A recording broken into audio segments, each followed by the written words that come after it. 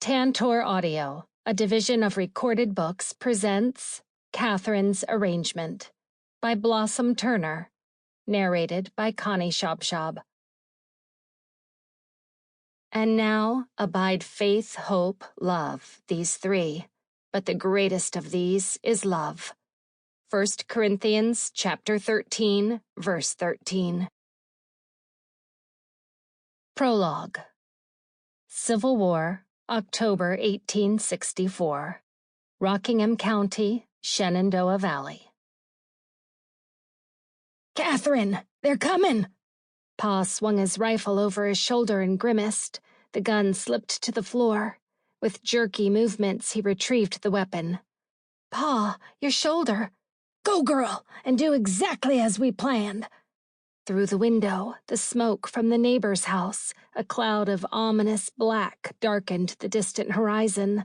She glanced back at her pa, torn between helping her ma and sisters and him. Her heart leapt into her throat as he fumbled with his rifle. What could he really do against a group of soldiers? He could barely hold a gun. "Katie, get moving! I'll be on the porch." She shot forward, stumbling on the hem of her dress as she ran toward the kitchen. "Ma, we gotta go."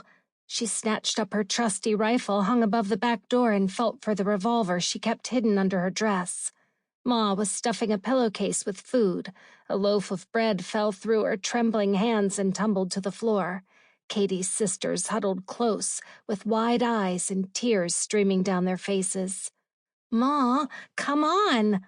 Katie picked up 3-year-old Gracie, put an arm around her ma's shoulders, and steered them toward the door. Her 3 other sisters followed on her heels. Gracie squirmed, fighting to get down. "Becky!" Gracie howled. "I need Becky." "There's no time," Ma said. Katie thrust Gracie into Ma's arms. "I'll find it. We can't have her screaming." Katie placed her hands on both sides of Gracie's small round face and leaned in. "I'll get your doll if you promise to obey Ma and do everything she says. Understand?" Gracie whimpered. Her thumb went into her mouth. "Ma, take the girls. I'll find the doll." Katie raced from room to room. She swallowed hard against the knot of fear rising in her throat. "Where is that doll? God, if you're up there, please." She voiced her prayer, then she spotted the arm of the doll poking out from underneath her sister's bed. She swooped it up and ran out the door. The smoke in the distance billowed into a thick black cloud. Katie picked up her skirt and darted across the yard. The Yankees were closing in. She headed for the hedge that lined a small section of the dusty drive. The boxwoods, her ma's prized token of a childhood in Richmond, would serve them well today. A thick blackberry bramble sprawled directly behind, preventing any rider from coming that direction. Ma and her sisters huddled in their makeshift shelter dug into the ground. 5 sets of frightened eyes looked up at Katie as she approached. She tossed the doll to Gracie and looked at her ma.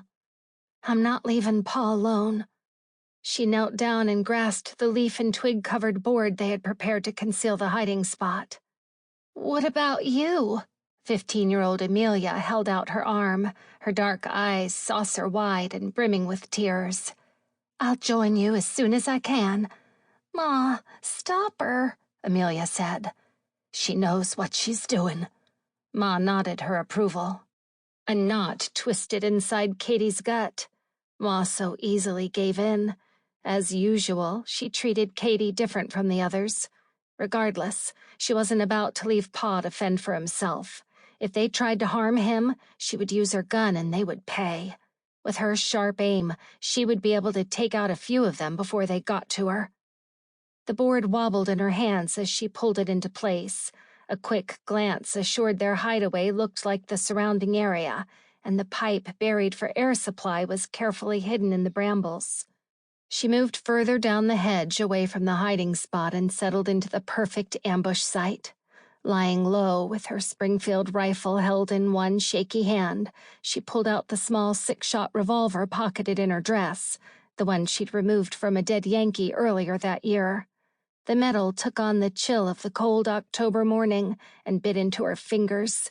But nothing was as cold as her heart towards those Yankees who had killed her twin brothers. Her heart pounded so loudly she feared it was audible. With a deep breath, she worked to calm the thumping. The revolver lay loaded and ready as backup.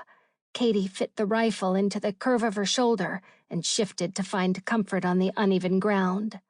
She clenched her teeth as her mind darted in and out of the horror of the past few years. Pa had warned the war would get uglier before it was over. He was right. Sheridan's troops were now systematically eliminating the Shenandoah Valley as a source of grain and livestock for General Lee's army, one field and one house at a time. The neighbor's place, devoured by flames, looked like a beast from hell had feasted. Her vision blurred, and she brushed away tears with an angry swipe. She spied movement on the road. Her adrenaline spiked as she peered through the sight on her gun. A Yankee. Perched ramrod straight on his steed, a soldier turned into their yard. Hatred washed hot, but it cooled at the sight of the man's face. The young officer reminded her of her twin brothers. He had the same wispy hair, angular cheekbones, and deep-set eyes. The urge to rise up from her hiding spot lifted her torso until the blue of his uniform caught her eye. She sank back, shaking, until hate once again gave her courage. A swarm of soldiers followed the young officer to the front porch. They trained their muskets upon Pa. "State your business," Pa said. The Enfield he held loosely at his side looked more like a toy than a weapon. Still mounted on his horse, the officer spoke. "Surrender your gun, and we'll spare your life." A soldier stormed the few steps and knocked the rifle out of Pa's hand. "Come on, old man. Got any fight left in you?" Katie gripped the gun so tightly that it bit into the soft flesh of her shoulder. She set her sight on the pig-headed soldier. Her finger itched to pull the trigger. "Take whatever you want. Just please don't burn the house." The officer hesitated. "Sorry, old man, but an order is an order. You'd better get your family out of the cellar." "Hope you got a pretty one for me," another said. A group of them laughed. Their lewd intentions were clear. Even from the distance, the lust smoldering in their evil eyes was obvious. She knew all too well what that meant. Pa shook his head. "What did you say?" "This crazy old buzzard's gone mad. Can't understand simple instructions," another said. How dare they make fun of her Pa? Turmoil roiled in her stomach, and she fought the nausea down. "Leave him be," the officer said. "When we start burning, he'll understand." He barked out a few short orders, and the soldiers jumped into action, scurrying about like dungeon rats. The officer dismounted and went into the house with a few of his men. Pa collapsed into the chair on the porch. His head fell into his hands. They piled straw around the barn and drove Blossom, their milk cow, and old Sam, the mule, inside. The doors slammed shut, and they lit their torches. The flames danced into action, licking up the sides of the barn. Catherine's insides churned into a ball of fear. She lowered her gun and shoved her fist into her mouth, biting down hard to stifle a cry as Sam's bellow reached her ears. Next, the hayfield Pa had worked so hard to plant was set ablaze. Their last few chickens were thrown into a sack and the little bit of cured meat left in the smokehouse taken. How would her family survive without food? The screen door slammed, and the officer and his soldiers carried out Ma's preserves, fresh bread, and a sack of root vegetables. Katie's fingers interlaced the gun with one trembling finger, ready to take back what was rightfully theirs. "Come on, old man. Off the porch." The officer grabbed Pa's arm and lifted him from the chair. He dragged him down the steps and into the yard. The house was lit. They stayed just long enough to ensure the damage would be complete. The whole episode took less than 15 minutes before the soldiers turned and rode out of sight. Pa sank to his knees in the dust.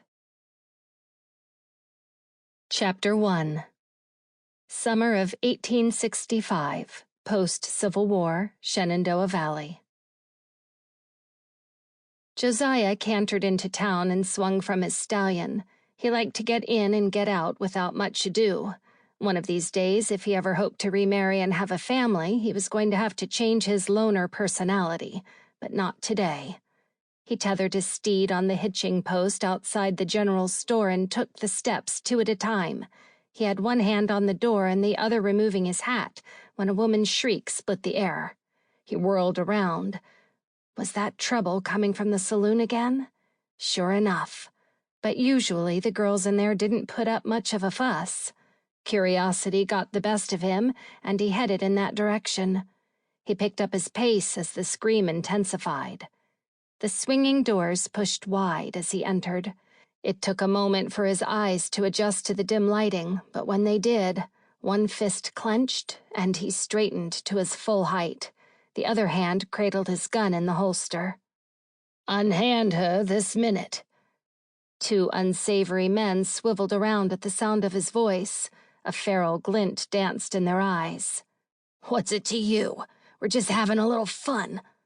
"Perhaps you boys don't understand what a scream from a lady means. Usually, it means she's not enjoying your company." Josiah looked into the brilliant blue eyes of a black-haired beauty, and a memory twigged. Was that the same girl he'd rescued long ago? "Let me go," she said, confirming his suspicions. His hand stayed steady above his gun. She pushed her way free, but one of them grabbed her arm. "Not so fast." Her brows flew up, and her eyes doubled in size as Josiah's gun flipped from his holster. He aimed it at the man. "I will shoot, and they didn't call me Bullseye in the war for nothing." He held his hand steady and calm. One of them twitched. "Both of you will be on the floor before your hand touches your gun, so don't even think about it. Now let her go." The one who had the hold ogled her up and down. His stare, a mixture of lust and evil, crawled over her. Josiah itched to pull the trigger. "She's a fine one, but not worth a bullet." His wiry grip unclasped. She scurried across the room to Josiah's side. "Go on, out of here."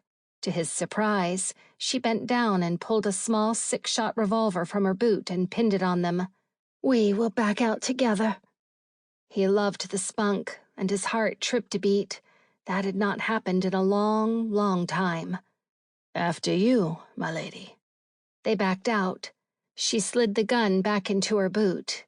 He kept his eyes on the door, just in case, then turned to her. She was halfway down the street before he caught up to her. "Wait!" She did a half-turn but kept on walking. "Just because you got me out of a bind doesn't mean I owe you anything." "A thank you would be sufficient." "Thank you," she said over her shoulder before turning down a side street. He found himself pursuing her without understanding why. As his long strides caught up, he touched her arm. She flinched and turned with fire in her eyes. "Are you like all the rest? Can't keep your hands off?" "I just wanted to introduce myself." "I know who you are, Mr. Richardson. Everyone knows who you are. You don't go about being the richest man in the county and people not know your name." He raised his eyebrows. "And your name?" "We've met." "So you are that same girl." "I'd rather not discuss it." "Seems I have a penchant for rescuing you. Katherine, isn't it?" "Seems you men can't keep your hands to yourself, or a girl wouldn't need rescuing. If I could have got to my gun first." She gritted her teeth, and her tiny fists balled at her side. "Ah, yes. You do know how to use your gun." "Doesn't help much when a girl can't even go about her work without being manhandled." "Were you working in the saloon?" She raised her chin. "I was cleaning the place. It's all the work I could find. And my family's in a bad way." He raised his brows at her. "Your pa let you work in an establishment like that?" Surely her family couldn't approve. I told my pa I got a cleaning job, just not where I was cleaning. Oh, never mind. You and all your money would never understand. Frustration stirred inside him. But a girl like you cannot safely work in a place like that. What do you mean, a girl like me? Well, you don't exactly blend into the background. The curse of being born looking like this strikes again. She swept a hand from tip to toe, and a sheen of tears filled her eyes. I thought I could handle myself, but how can I when they attack from behind as soon as the owner steps out for a few minutes? A mixture of sensations warred inside him. He hated seeing a woman cry, but he also hated being lumped in with those hooligans in the saloon. Not all men disrespect women. I know, and I really am thankful for your help. Once again, I'll ask that you don't tell my pa. A lone tear slipped down her cheek, and she brushed it away. Without thinking, he stepped forward and folded his arms around her. For a brief moment, she tucked her trembling body into the warmth of his hold. The smell of rain-washed roses and the softness of a woman's body stirred long-forgotten senses. But then, she wrenched free and took off running. This time, he didn't follow. Whatever had possessed him to do that? He hadn't held a woman since his beloved Georgina died, nor had he wanted to. But this beautiful enigma somehow reached in and touched his soul. He took his hat and dusted it against the side of his leg, then plunked it back on his head and turned toward the store. What would it be like to be so desperate one had to risk one's life, one's body, to work in a place like that? A surge of protectiveness rose from deep within. How could he help her? Katie squinted into the afternoon sun. Dust billowed behind a lone rider. Was that who she thought it was? Of all the luck. She'd only just chosen to escape the stifling heat and sit on her aunt's front porch and stitch up a frayed hem. Why did he have to appear when she could not stay hidden? A tremor took to her hands. What did he want? The urge to dart inside welled up, but it was too late. His eyes were pinned upon her. She forced herself to stay put, but wove the needle into the fabric so she wouldn't prick her finger. Thankfully, a slight breeze lifted the hair on the nape of her neck to cool the heated flush. She had to get over the past. Today was as good a day as any. She jutted her chin in the air. The only thing moving were her hands, which nervously thread material through her fingers. Smile. Stay calm. A tiny bead of sweat trickled down her spine. He swung from his horse and tethered the reins to the porch rail. She took in a cleansing breath. She could do this. She was a civilized young woman, no longer traipsing unchaperoned about the countryside, nor needing his rescue again. He climbed the steps and made his way toward her. An irregular beat thumped inside her chest as he moved with sure steps, his head held high. A wavy russet-brown curl fell across his brow when he removed his hat. The flattened hair sprang to life as his fingers raked through the thickness. Peppered gray tinged his sideburns. "Good afternoon, Miss Williams." His eyes crinkled with friendly warmth. She mumbled an obligatory hello and dropped her gaze to her lap. "I'm here to have a conversation with your father, and hope that my request will meet with your approval." Her head snapped up. He flashed an easy smile. Katie's mouth went dry. He slipped his hat back on and took a step back. She gathered the strength to lift her head and meet his gaze. His smile softened. "We'll talk soon enough." Light danced in the depths of his steel gray eyes. A prickle of awareness nipped at the back of her neck. "What do you want to talk to Pa about?" Katherine blurted out the words before her head had time to catch up to her mouth. "If it's about the incident—" "Goodness, no." His face fell. Silence filled the air as he stared down at her. Why was he looking at her like that? Like he expected her to know his mind. She shifted in the rocking chair, then jumped to her feet to relieve the intensity. She brushed against him and took a quick step back. The rocker swayed and she stumbled forward as it hit her in back of the legs. He reached out to steady her. She breathed in a woodsy mixture of pine and leather. A tingling sensation worked its way up her arms as the warmth from his large but gentle hands penetrated the thin cotton sleeves of her well-worn dress. Abruptly turning, she moved across the porch. "If you'll excuse me, Mr. Richardson, I'll fetch Father for you." After she informed her father of their visitor, Katie was thankful for the safety of the small cabin as she helped in the kitchen, away from his unsettling stare. What did he want?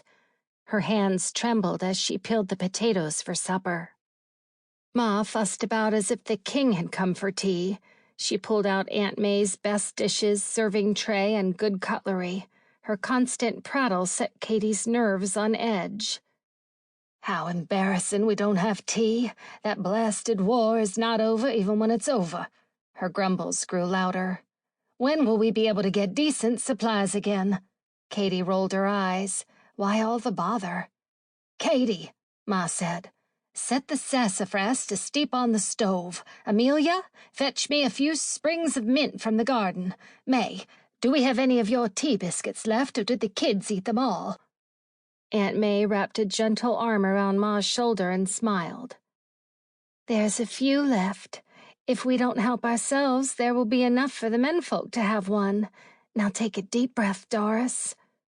Aunt May squeezed Ma's shoulder, then moved to the counter. She lifted the checkered cloth that covered the few tea biscuits and placed the plate onto the tray. "Doris, why don't you go sit with the men and I'll bring everything out when the tea is ready?" "I won't meddle in men talk, and they asked specifically that Katherine serve the tea." Aunt May swung around. Her eyes widened when Ma gave a slight nod. Something was up, but what? Ma turned to her. "Katherine, go use the mirror in Aunt May's bedroom and tidy yourself up, and fix your bun. You look unkempt. When have you ever cared what I— For heaven's sakes, is there ever a moment when you do as I say and don't argue with me?" She threw up her hands. "Go!" Katie dropped a half-peeled potato into the basin and huffed out a deep breath. She wiped her hands on her apron and headed for the only room with privacy. "And change out of that old work dress. I'll bring your Sunday—" "Mr. Richardson saw me on the porch when he arrived." She faced her mother. "If my dress was good enough then, surely it's good enough now." She slipped into the bedroom before Ma could say another word. After she'd fixed her bun, Katie returned to the kitchen where Ma and Aunt May stood side by side at the sink, snapping off the ends of fresh beans. Little Gracie and their second youngest sister, Lucinda, were running around in a game of tag with their youngest cousins, Jacob and Nathan. Jeanette, the middle daughter, sat in a chair with her nose buried in a book she had read many times over, and 14-year-old Amelia was surrounded by material draped over the kitchen table. She had her ears covered with both hands. "Ma, can't these kids play outside?" Amelia said. When Ma didn't answer or even indicate that she'd heard, Amelia threw her hands in the air. "I'm trying to concentrate on my sewing, and there's so much noise." She sent Katie a look that pleaded for help. Katie nodded and moved closer to get Ma's attention. "We can't live here much longer." Ma kept her voice in a low murmur as she spoke to Aunt May. "We've imposed upon your family enough. This house barely fit the 4 of you without adding the 7 of us, and now that you have another young'un on the way, God will provide, Doris. Maybe, just maybe, provision sits on our front porch as we speak." "What does that mean?" Katie asked. They jumped apart and whirled around. The light of excitement in Aunt May's eyes faded. "Katie, girl, you scared us sneaking up like that." Her forced laughter filled the room. "You always did have the stealth of an Indian brave." "I don't need stealth in this chaos. Can't the kids play outside?" "We're trying to keep the noise contained while the men talk." She motioned toward the counter. "The tray is ready to go. Could you be a dear and take that out?" Katie frowned, but picked up the tray. Maybe she could rush in and out without notice. She swung open the screen with her head high and a charge in her steps. Unfortunately, she miscalculated the weight of the door and it crashed against the house before slamming shut. Not exactly the invisible presence she planned to project. Pa and Mr. Richardson stopped talking. She could feel their eyes upon her, though she refused to look up. She set the tray gingerly on the small table between them. "Thank you, Katherine," Mr. Richardson said. She chanced to look his way, and he boldly captured her attention with a full smile that showed off a row of straight white teeth. Propriety demanded she answer. "You are most welcome, Mr. Richardson." She forced a slight upward curve to her lips. "Can you pour us each a cup, Katie girl?" Pa asked. This was something she had done 1,000 times before, yet a fluster pressed in. She lifted the pot and spilled a bit of the first pour onto the saucer. She gave that one to Pa, hoping Mr. Richardson hadn't noticed. One sideward glance told her his eyes were still pinned on her. Determination held her steady as she poured and passed the second cup. Their hands brushed, and the slightly rough skin of his work-worn fingers felt far too intimate. She pulled away as if she had touched hot coals and started for the door. "Come sit with us for a few minutes," Pa said. She kept walking. "I have to help Ma with supper. You know how she is when I shirk my work." She slipped inside before he could protest. Soaking in the safety of the cabin, she blew out a deep breath as the door slammed on its hinges behind her. There was something about Mr. Richardson's familiarity that unnerved her, not to mention the breadth of his wide shoulders over his thick barrel chest. He was tall and big, too big. Ma and Aunt May were huddled together in the far corner of the kitchen area, as close as an apple to its skin. They stopped their chatter as she reappeared, and Aunt May moved toward her. "I think you have an admirer, Katie," Aunt May said with a twinkle in her eyes. Katie's mouth dropped open. "You can't be serious. He's almost as old as Pa." "Don't look so surprised, girl," Ma said. "Why, with your comely looks, what man wouldn't be interested?" The all-too-familiar, disapproving tone and set of her ma's chin told Katie she was in for a fight if she tried to set her mother straight. "I'm too young for him. What about the widow Laurie up the road? She'd jump at the chance to marry with her brood of children and no husband to run the farm." Ma's lips formed a tight ashen line, and her eyes narrowed. She moved in close, her voice hushed but stern. "You'd do well to remember that there's a very influential man sitting on our humble porch. I will not have you embarrassing us with your haughty ways. All I know at this point is that the conversation concerns you, and you will show nothing but respect. Do you hear me?" She clenched her teeth and wagged her fingers so close to Katie's face she could feel the fan of a breeze. "Fine." She wouldn't argue, but neither was she going to try to impress any man, especially Mr. Richardson, with whom she had nothing in common. When she did marry, it would be for love. Her heart would skip and melt like it once had for Charles. Chapter 2. As Josiah plodded along, the cadence of his horse's hooves lulled him into deep thought. He leaned forward and patted the mane. "Home, boy." Fireball picked up speed. He had been hoping, no, expecting, more friendliness from Katherine. After rescuing her a second time, he'd thought she would show more than a rush to get out of his sight. She had even trusted him with a quick hug before. Why the coldness now? By the look on her face, she longed to be anywhere but in his presence. Truth be told, since that day a month before, he had thought of little else. A thaw had begun inside his cold and protected core. She was in his head, under his skin, and had even wiggled her way into the heart he'd thought was boarded up and closed down. Could this be what people referred to as love at first sight? Did such a thing even exist? He hoped his offer would be met with her approval, that she would be happy to... Sample complete. Ready to continue?